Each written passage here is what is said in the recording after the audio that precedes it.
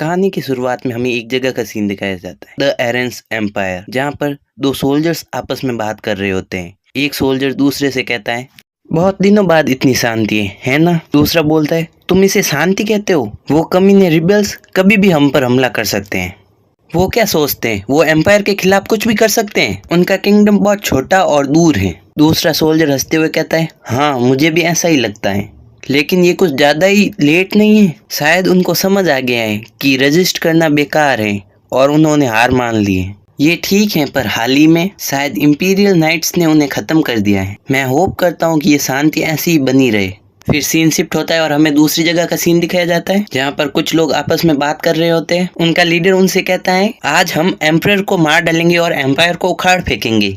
यही एक लौता रास्ता है हमारे किंगडम को वापस हासिल करने का। और लीडर एक आदमी के सामने देखते हुए कहता है कि तुम्हारा रोल सबसे इम्पोर्टेंट होगा इसमें। और हमें उस आदमी का चेहरा दिखाया जाता है, लोगन मैकलाइन। और गाइस, यही हमारी इस कहानी का मेन कैरेक्टर है और अब से मैं सिर्फ इसे लोगन बुलाऊंगा। फिर लीडर लोगन से कहता है, उनके हाथ वो सीक्रेट टोम नहीं लगने दे सकते। लोगन कहता है, मुझे पता है। फिर मीटिंग खत्म हो जाती है और सब लोग बाहर आ जाते हैं। फिर एक नाइट भागते हुए लोगन के पास आता है, आपको आपके राज्य के प्रति डीपली डेडिकेटेड होना चाहिए सर लोगन। लोगन कहता है, तुम्हारा मतलब क्या है? नाइट कहता है, द सीक्रेट टोम। हमारे बहुत से साथियों ने अपनी जिंदगियां खोई हैं एम्पायर से सीक्रेट टोम लेने के लिए और उसको प्रोटेक्ट करने के लिए। उस बुक का इंचार्ज होने का मतलब है कि बाकी सबसे ज्यादा एम्पायर तुम्हारा पीछा करेगा, लेकिन इतने खतरे के बाद भी आप इसके इंचार्ज हैं। तुम ऐसे बोल रहे हो जैसे ये जिम्मेदारी मैंने खुद ने ली है। हाँ, ये सच है कि तुम चुने गए क्योंकि तुम एंशिएंट लैंग्वेज में अच्छे हो, लेकिन ये भी सच है कि तुम्हारा राज्य के प्रति इतना लगाव नहीं है जितना बाकी सबका है। ये सब सुनकर लोगन बोलता है, बस तुम हमारे साथियों की इंसल्ट कर रहे हो और मैं ये सब लगाव की वजह से नहीं कर रहा हूँ। मैं ये सब सिर्फ रिवेंज लेने के लिए कर रहा हूँ। फिर लोगन अपने मन में कहता है, मैं किसी भी चीज में अच्छा नहीं था।